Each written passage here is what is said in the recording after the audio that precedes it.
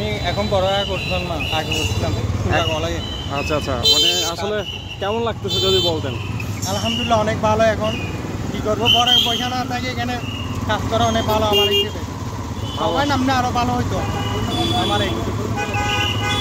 অবশ্যই আরো স্টুডেন্টের নামা দরকার, কারণ পারিবারিক বাধা বা বিপত্তির কারণে অনেক 80% ছাত্রছাত্রী নামতে পারে নাই, শুধুমাত্র ফ্যামিলির কারণে।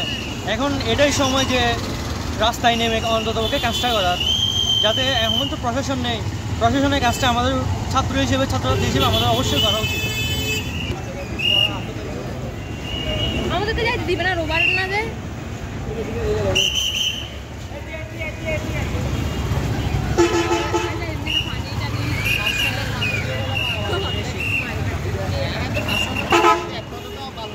বাজার